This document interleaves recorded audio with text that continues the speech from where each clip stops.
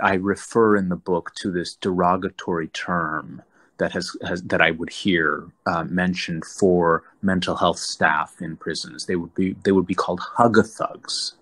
In other words, you're just here to comfort these quote unquote bad people.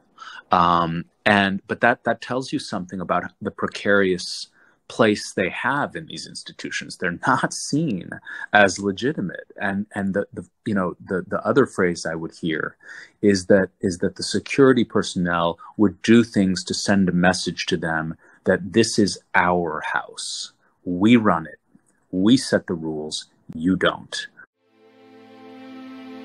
Hi, I'm Naomi Murphy, and this is the Locked Up Living podcast, where we talk with a wide range of people about harsh aspects of institutional life. We also explore some of the ways to overcome them and to grow and develop. I'm David Jones. So join us every Wednesday morning, 6 o'clock UK time, for a fresh podcast. Eyal Press is a writer and journalist who contributes to The New Yorker, The New York Times and other publications. He's also a sociologist with a PhD from New York University, which along with his family background goes some way to explaining his deep sensitivity. He was born in Israel and grew up in Buffalo, which served as a backdrop of his first book, Absolute Convictions. His second book, Beautiful Souls, examined the nature of moral courage through the stories of individuals who risked their careers and sometimes their lives, and doing this to defy unjust orders. His most recent book, Dirty Work, examines the morally troubling jobs that society tacitly condones and the hidden class of workers who do them. This is a recipient of the James Aronson Award for Social Justice Journalism, and he's just received an Andrew Carnegie Fellowship, a Coleman Center Fellowship at the New York Public Library, and a Puffin Foundation Fellowship at Type Media Center. Eyal is also a podcaster himself, and you can see the link in the show notes.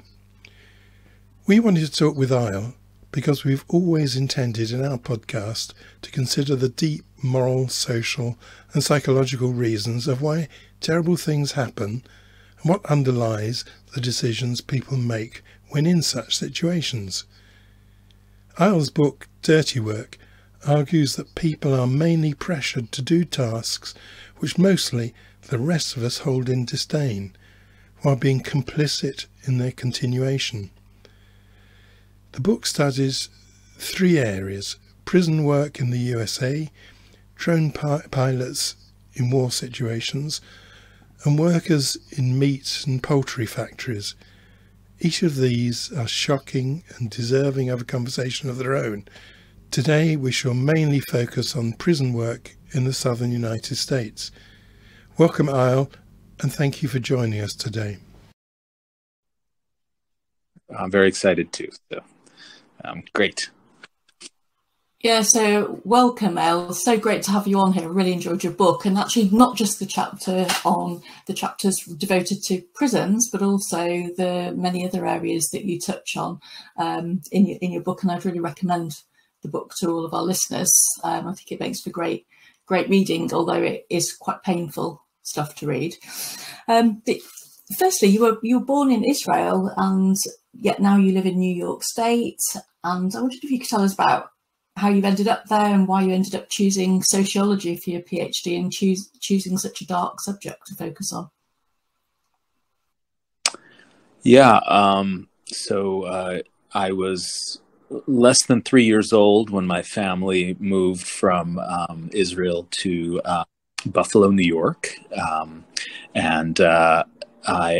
Buffalo is the subject of the first book I wrote called Absolute Convictions. And it's the story of my father, who was a medical doctor and obstetric gynecologist, accidentally stumbling into the most polarizing domestic issue in the United States, the abortion conflict, because he performed abortions at his practice along with delivering babies and doing all the other things he assumed were the responsibility of an OB. And because of that, ended up facing protesters, and there was considerable violence, including a shooting that took the life of a colleague of his, Barnett Slepian.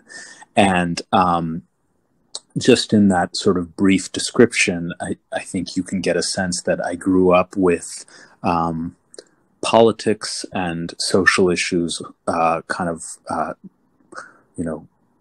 really bubbling up all around me. I can recall going out to the driveway to, I loved tennis, so I would take a tennis racket and tennis ball and just hit the ball against the wall for hours. And at a certain point, there were protesters there protesting my father's medical practice. And I think that I became a journalist because of a fascination with how people navigate difficult moral and political situations, and that has probably, is related to my upbringing, and also the fact that I'm the son of a Holocaust survivor. So all around in the history of my family, there are these issues of how to act in dangerous circumstances. That's really fascinating, and I was just wondering what it was like for you as a child to witness that sort of protesting. So I imagine it could be quite scary to hear all of this. It was scary. I didn't want to. I didn't understand it. Obviously, the only thing I knew about my father's career and business was his profession was that he delivered babies, and we would get bouquets and cards, and I often would steal some of the yummy snacks that were in them with pictures of mothers holding their newborns. That's why he wasn't home at night, because he went out to do a delivery, and I often rarely saw him. But I had no idea what abortion was. I had no idea why there was a controversy around it. I didn't know what evangelical Christians were. I didn't know why the movement in America that opposes abortion had gone from being sort of, a peaceful protest of people praying the rosary to mostly men accosting women who were entering my father's office and other places like it. I had to learn all of that later, but I think that when you see and experience those things, they stay in your memory and you want to understand them. So I went back to it. I guess some people might have wanted to shy away from it because it sounds quite painful. So it's interesting that there's something in you where you wanted to seek that out and understand it rather than avoid it, because I think we might be quite split as people. Well, I did want to avoid it until I learned of the murder of Barnett Slepian, the doctor in Buffalo who my father knew. And that shifted everything for me. That made me feel like I had an obligation to write about this, to write about how, not to put it too archly, but how a movement that calls itself pro-life and says it acts in the name of life and the sanctity of life, can get to a point where its most fervent members are bombing places and torching medical clinics and shooting doctors. What did you uncover in that book, in the process of writing that book?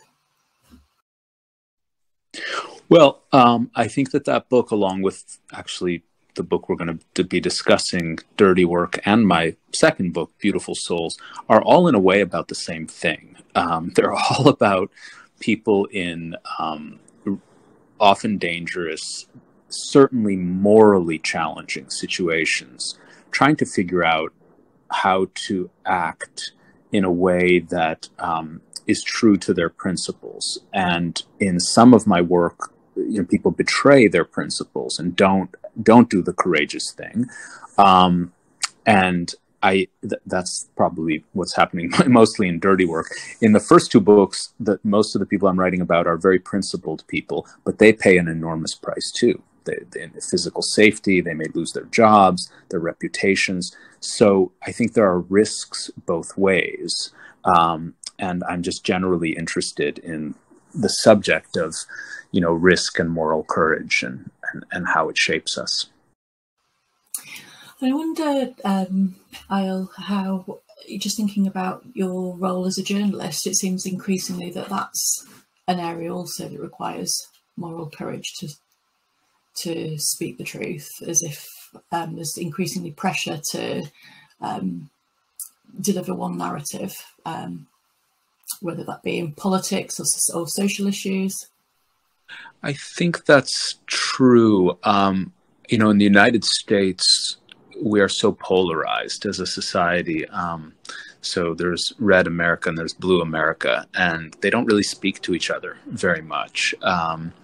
And I think it is increasingly difficult as a journalist to challenge the accepted truths within one's own side, and not just to challenge the lies that proliferate increasingly and shape public discourse, which unfortunately is a problem I don't think is shrinking. I think it's growing.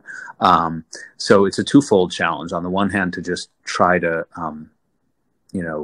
convey what you think is some semblance of reality in a world that's awash in conspiracy theories and fake news and so forth. But then there's also the piece of it of bringing hard truths to maybe the people who agree with you on a lot of things. And I think that that's a big part of how I see my job. I wouldn't want to do this if I weren't also doing that. Thank you. So in your book, Dirty Work, you explore the dirty work of a number of different sectors, and obviously our backgrounds are both in working in prisons. So certainly reading your chapters on prison work, whilst I don't think I've seen things as bad as some of the events that are depicted in your book, it did resonate in a very unpleasant way. I found that bit of the book the hardest part to read, actually. But you were a journalist at the time. How did you go about getting access and managing to get the information that you needed and get the confidence of people to tell you their stories, really? It's very difficult in the United States, probably in all places, but certainly in the United States, to report on what is going on in jails and prisons, because they are closed institutions. They can let you in if you file the proper forms with a media outlet behind you. And I did get into the prison in Florida. I was writing about the Dade Correctional Institution. But what you get is a trip through what I think of as the front door. And when you go through the front door, you get a tour, and the tour is curated, and what you see is controlled and filtered.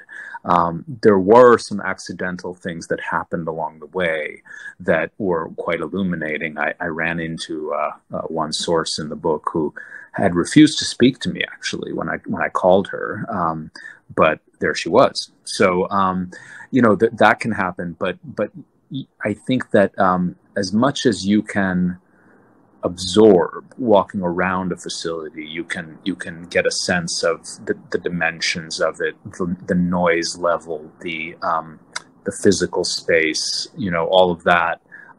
You're also not necessarily seeing what it looks like when you're not there.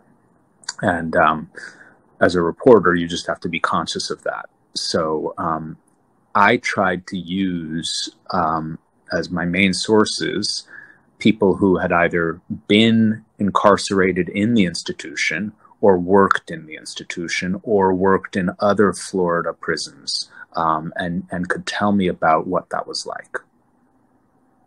And what was your own visceral response to going into a prison?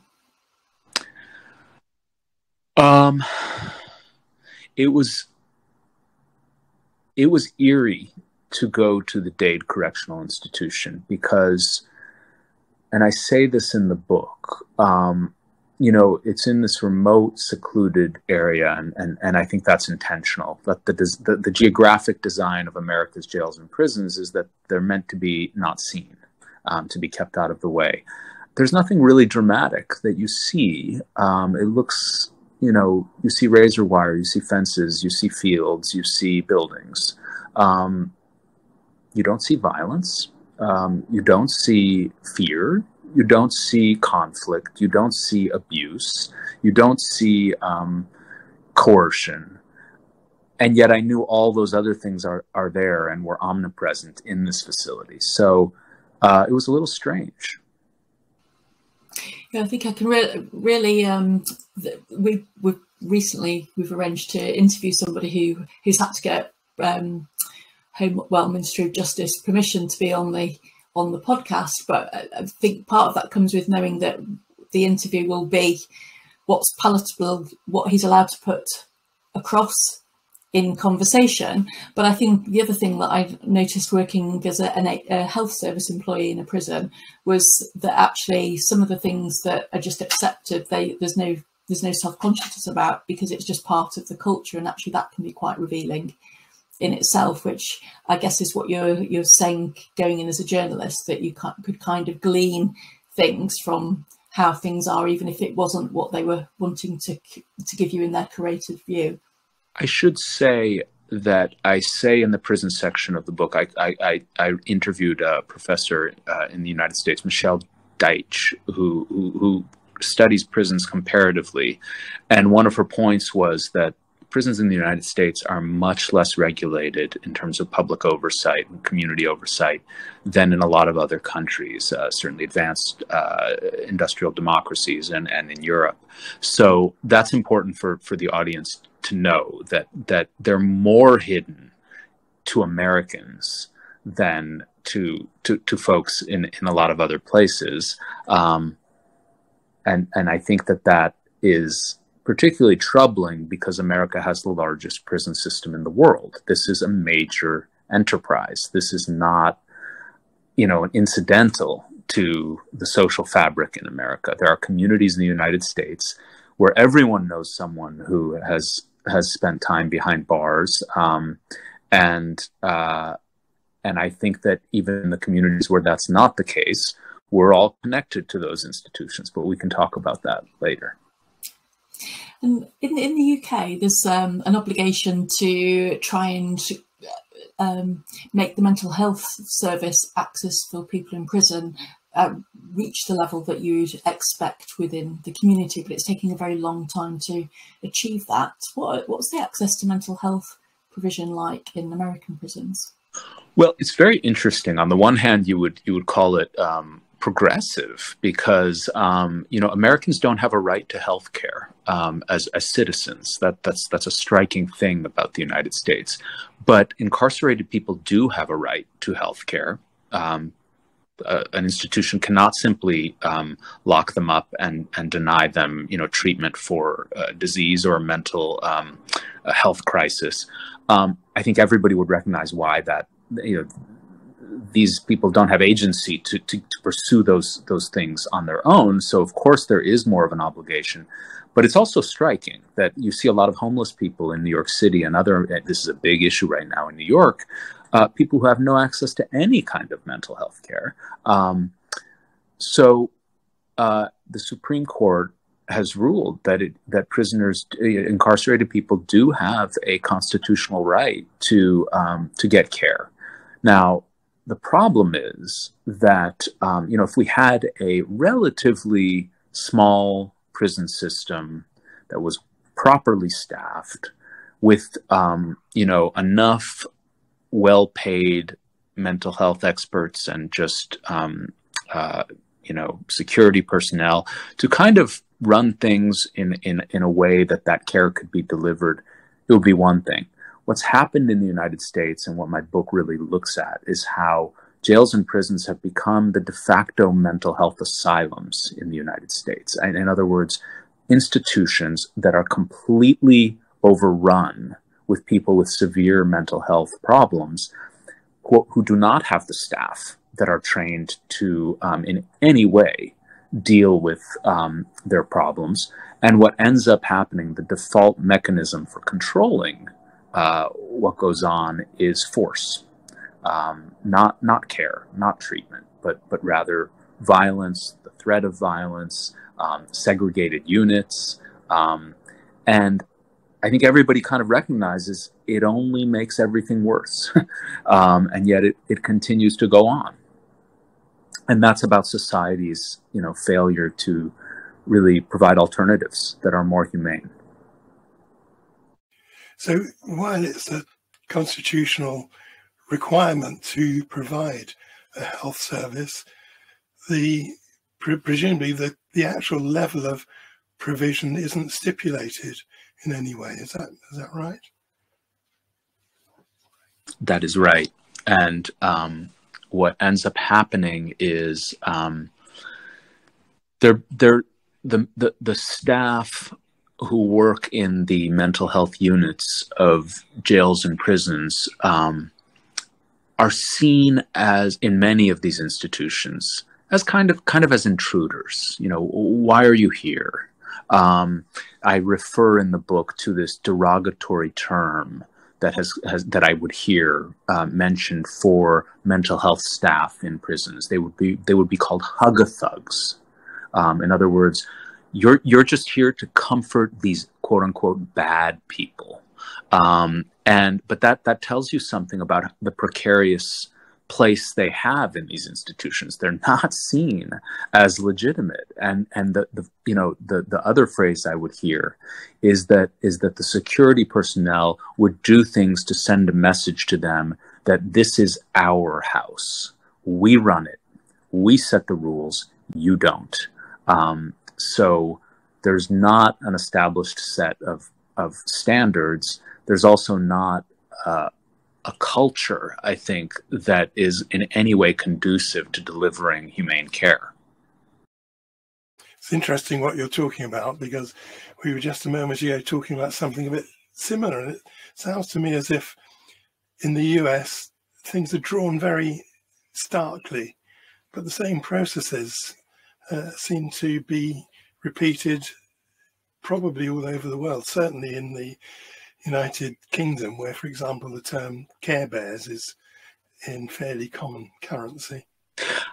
That's very interesting. I often think that the United States these days is just a sort of exaggerated version of the things you see elsewhere. So, of course, there's homelessness everywhere, but there's more of it in the United States.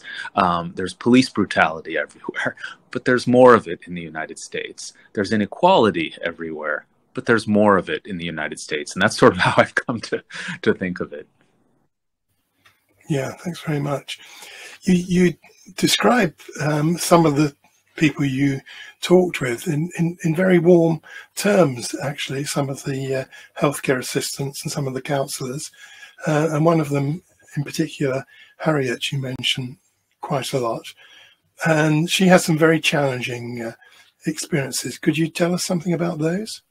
Sure. So Harriet Kryskovsky, who's really the main mental health professional I write about, started working at Dade Correctional Institution. She had never worked in a prison before. She was scared when she went in. She honestly thought of it in very black and white terms. The guards were the good guys who would protect her, and the incarcerated folks were the dangerous ones who might hurt her. As she started working there, her attitudes underwent a shift. She felt increasingly that the people she was entrusted to care for, first of all, were, they were human. She saw the humanity in them. She connected very deeply with some of them, not all, but with some of them.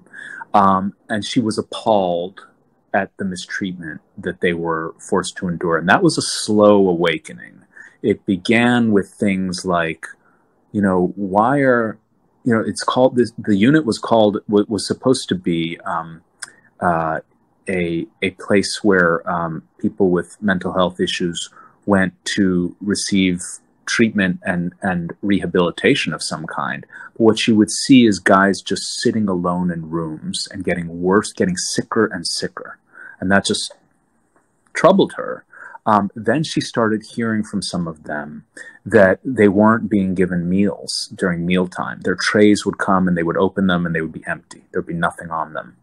And she eventually raised this with her supervisor. And her supervisor gave her a very telling response. First, she said, you can't trust what they say. And secondly, by the way, our job is to get along with security. In other words, don't say anything, even if they're not getting fed. It's not your job to raise a fuss about it. Well, Harriet did raise a fuss subsequently about something else that was happening, which was a group of guys who were never being let out into the rec yard at the facility. And this was their only daylight, the only time they got out of their cells. And when she complained about it, she got retaliation. And the retaliation came in the form of doors not opening for her, security doors not opening for her, or on several occasions, her being left alone. Usually there's supposed to be a security guard watching the group sessions she would oversee, and suddenly she'd look up and the guard was gone. And that was a message to her, we don't have your back. If you raise a fuss, we don't have your back. We will not protect you. On one occasion, actually, she was nearly assaulted in the rec yard when she was left alone. And so the message there was that phrase I used earlier, this is our house. We run this place, you don't. Yes, so there's quite a lot about Harriet in the book. How did it turn out for her in the end? Well, I don't want to get too graphic, but what Harriet discovers subsequently is that one of the prisoners, an inmate named Daryl Rainey, dies in a shower at the prison, and she raises questions about it, and the nurses tell her she discovers that this was by design, that some of the guards were using a shower basically to torture some of the mentally ill prisoners they didn't like by locking them in there, and they controlled the flow and the temperature of the water, and the water was scalding. And Rainey was locked in that shower, and he collapsed in it, and he died. And when Harriet discovered that, she was so horrified. And it was this sort of moment where she realized that those assumptions she'd made about the good guys and the bad guys, it all just turned gray. And she wanted to report it. She, like any responsible professional would. But she'd already been sent this message that if you cross us, we'll get you. So she didn't report it. She silenced herself. And that came at a cost. She started feeling depressed. She lost her appetite. She couldn't eat when she was working. As I say in the book, her hair fell out. And she would subsequently realize this was a trauma response. This was her sort of, having to not do what she felt she was professionally obligated to do, caused her to experience what I describe as a kind of moral injury, where a person is forced to do things that transgress their own values, and then suffers a kind of wound to the spirit. And that's what she underwent when she was at Dade. On the other hand, she also became, I would say she grew a lot in this experience. It redoubled her commitment to helping people who are vulnerable, including the people she was treating at Dade. Thank you. So we've talked about prison staff and how they perpetrated, by the sounds of it, terrible acts. What do you make of them? How do you understand their motivation? And how do you think they were affected by being involved in these terrible acts? I think very badly. On the whole, I think that dirty work is the book is about sort of two sets of victims, the prison section as much as the other sections in the book. The primary victims are the incarcerated people in this unit who are being subjected to these awful abuses that I've just described. But I also think that the staff of the prison are victims of this system, because they have agency. They are not absolved of responsibility for doing awful things. But not all of them did awful things. Some of them were trying to do their best, and yet they too got sucked into the system. And the book very much argues against foisting the responsibility for the terrible things that are going on individuals, on individual employees, especially low-ranking employees, because they are the ones who tend to get blamed. And that's the way the institution and that's the way the society sort of deals with the problem. They say, oh, well, we had a few abusive guards here, but we fired them, so the problem is solved. Well, the problem's not solved, because you still have a society that is using jails and prisons to warehouse people with mental illnesses. You still have an under-resourced facility. You still have guards getting paid way too little who have no training in how to deal with this population. So, I try to suggest that the workforce is, that they too are prisoners of this system. There's a chapter called The Other Prisoners, and I'm referring to the staff there. You do that very well, and I think that is something that we see repeatedly, don't we? Certainly in Britain, there's repeated exposés of hospitals where there's been brutality, but it does tend to be the individual nurses or nursing assistants that are the people that end up in court. It's very well. I don't know if you ever see kind of like senior board members, for instance, who oversee these kind of cultures taking responsibility, which just feels very wrong. Yeah, in Florida, they fired a couple of guards, but as I say in the book, the people in higher positions got promotions. Nobody suffered repercussions. By the way, the governor of Florida at the time is now a senator. Governor Scott became Senator Scott, so there was no accountability for those at the top. But even more so, I propose in the book that these guards, if you do want to blame the guards, that's fine, but you should see them for what they are.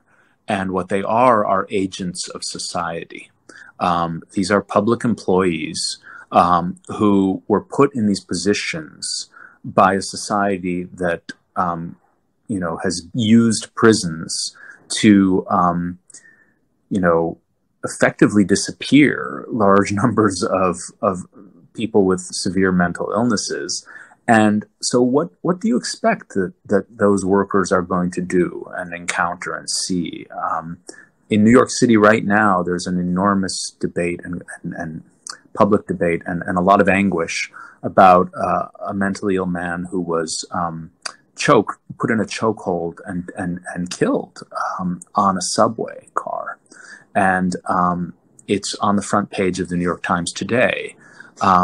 And it's raised this very painful issue of, anyone who's ridden a subway car in New York has seen a mentally ill person, usually without services, maybe felt afraid, but also, I think as a society has a certain awareness that, well, those folks are sleeping on subway cars because they're not in hospitals, they're not in community centers, they're not getting treatment. And that's a collective failure. And prisons are the place where I think those kinds of violent occurrences take place most frequently. So one of your consistent themes, Eyal, is that we're all complicit in this. We're all responsible in some way. And this came home very powerfully to me when I was reading the chapter about meat factories and food. And I realized you were describing me, somebody who buys expensive meat, good quality meat, believes that they're nicely looked after and meadow fed. And there I was on the page. It really changed my view about eating meat. Well, I'm also writing about myself. I'm also writing about most of the people I know because, I think that what to me is most striking about the meat system and the food system in the United States is the invisibility of the conditions under which the meat is processed and, turned into something that's sold and consumed. And increasingly, consumers do care about things like, were dangerous antibiotics used or chemicals that might affect their own health, or about the treatment of the animals. Were they in a meadow? Was this humanely raised? Is the term here?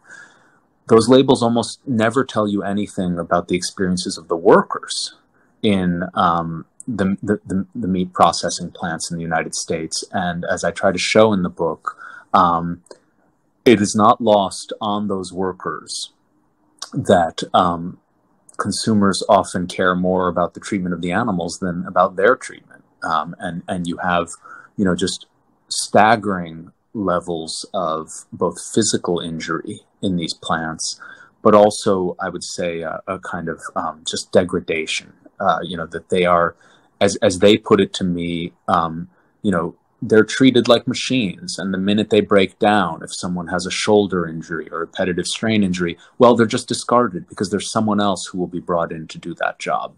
And many of these workers are immigrants. Many of them are undocumented. This is not an accident. The industry recruits from that sector. And so it is a system of exploitation behind the food system in the United States. I was just I was conscious of the time, Eyal, and I was just thinking there's so many sectors that you cover in such a deep way, but all of it with very much a focus on how unsavoury some parts of our society is. And I just wonder, looking into all these very murky places, how do you look after yourself and keep emotionally healthy?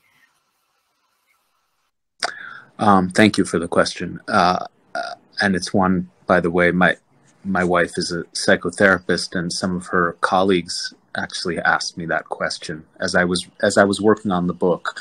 I'm not sure I dealt with it properly. I think that probably it did leave a residue. I saw and heard things that were deeply disturbing that maybe I haven't, because as a reporter, as a writer, you sort of remove yourself a little bit because you focus on the job. And my job was to tell the story, to tell the wider world about these things. But I think in doing that, you can often skip over how it affects you personally.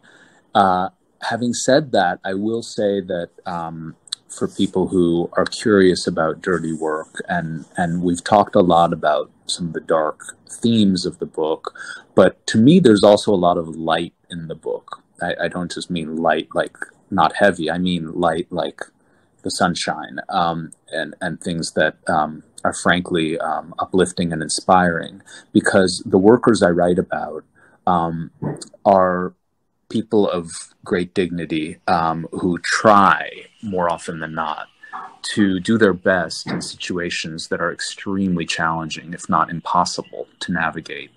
And Harriet is a great example of someone who, I think is a model in many ways of what the resilience of the human spirit. She is today working, doing very well, and working, helping young children who have been exposed to trauma, and doing, I think, very meaningful work, at least the last time we were in touch. That's what she told me. And in some ways, I even think that as horrible as her experiences at the prison were, I think they are a motivation and an inspiration for her to not give up, and to not write people off, and to not put people into categories of good and bad. And like she did when she first worked at Dade, she spoke about one inmate in particular who she became very close to. Now, this man had been convicted of murder, and at a young age, had been in prison for over 30 years by the time she met him, but had clearly undergone a profound transformation and was thoughtful and sensitive and cared about the other inmates, the other prisoners in the facility, and actually wrote a letter to a watchdog organization about Darren Rainey's case, in which he reflected so powerfully on the case. And he said, you know, no one, at that time, no one had been held accountable for it. And he said, you know, what this leads me to conclude is that, you know, some people are punished for murder and given life sentences, but others get away with it, you know, when they have power, when they are in positions of authority. And really, who could blame him for concluding that? And I think that for Harriet, she remembers this and, you know, takes it to a good place, takes it to wanting to make things better for people. Thank you. Thanks very much indeed, Eyal. A real pleasure to meet you and hear about your experiences. Thank you so much for the opportunity. Really appreciate it. Thanks very much.